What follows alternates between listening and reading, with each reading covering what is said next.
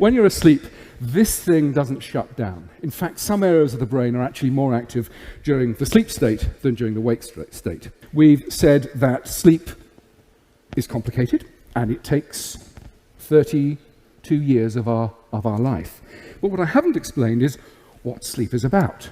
So why do we sleep? And what we know is that if after you've tried to learn a task and you sleep-deprive individuals, the ability to learn that task is smashed. It's really hugely attenuated. So sleep and memory consolidation is also very important. However, it's not just the laying down of memory and recalling it.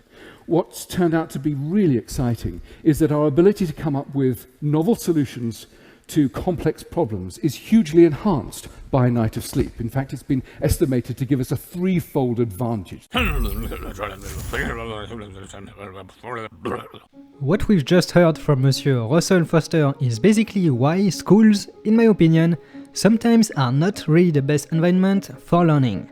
Now, I don't have any footage that is really related to this subject, so what you see on screen at the moment is just me studying an animation clip while we discuss about this. Back to topic. There has been studies and research showing how many hours per day teenagers and students actually sleep. The average across Europe, for example, being around 7 to 7.5 hours. You might think that it is enough, but for reference, it is recommended for children aged 6 to 12 years old to sleep around 9 to 12 hours, and teenagers aged 13 to 18 years old should sleep around 8 to 10 hours. Now, you could say that it is the students' and teenagers' responsibility to take care of their own sleep. But when it is an issue that is nationwide and exists across most countries, the problem cannot simply be fixed by saying this is their own problem. And this is why I think that most public, middle and high schools cannot be considered great environment for learning. Which is a shame because they actually exist for that. Considering the pressure, the amount of things there is to learn, the assignments and the pace that must be followed, it is quite a challenge to get proper sleep. Depending on the countries, we educate people to wake up early, like quite early. In France, classes start at 8, and you can see on this graph how it is for other countries. Kids who have it worst are in Brazil, where they start at 7, China with 7.5, South Korea, like France, starts today at 8. And for most other countries, it will be some 30 or 60 minutes after that. But you don't just get out of bed and go to class at 8, you need time to prepare, to wash up, to have breakfast, and then you have to commute and be at school a bit early before the class actually starts. This is how you get sleepy all day, and as we've heard, even if we don't consider the fact that it's not a really pleasant feeling, not having enough sleep is actually hurting our memory consolidation and the amount of information that our brain can actually retain. Now, I don't have the scientific backings to validate everything you heard in the opening video, and on my side I'm just someone who likes to learn new stuff, who saw a TED Talk and did some research on Google while just looking at the results on the first page, but feel free to research more if you feel like it, and in the case it sounds true to you, my advice for anyone trying to learn anything is to simply, well, sleep more.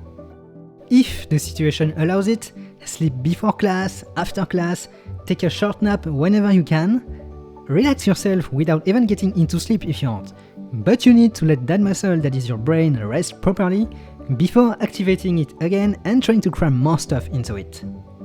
For example, the thing that you're seeing right now on the screen is a footage from the movie My Neighbor Totoro that I'm studying to learn more about animation. And as I am a complete beginner at it, like total beginner who started learning a week ago, I can feel my brain getting quickly more and more tired as time passes, and you can be quite sure that there's going to be a quick nap after I'm done studying.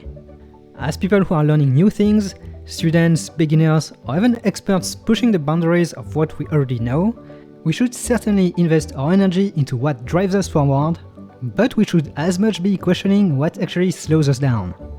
Another way to phrase it is that sometimes it's not about putting more energy into it, but about using it more efficiently.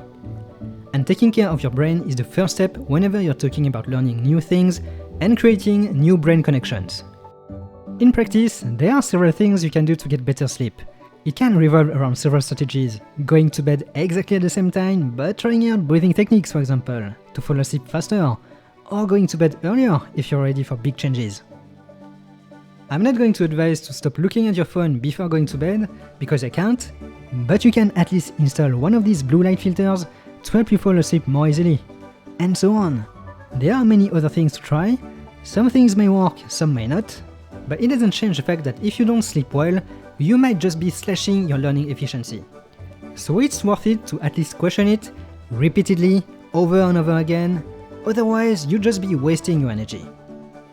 If you're in a period where you feel that you still have to work and cannot rest too much, or if you feel that you cannot relax if you're not productive in the evening, maybe you can schedule things out so that in the evening you just review what you previously learned, instead of learning new content.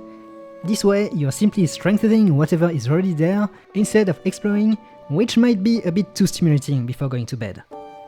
In the end, being motivated, strong-willed and passionate is important. As people who are hungry to learn, that's what makes us rush ahead when we discover something new. Sleeping properly, however, is actually what will allow us to safely keep up the pace.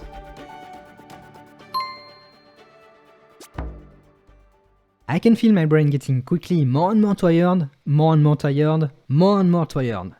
Tired.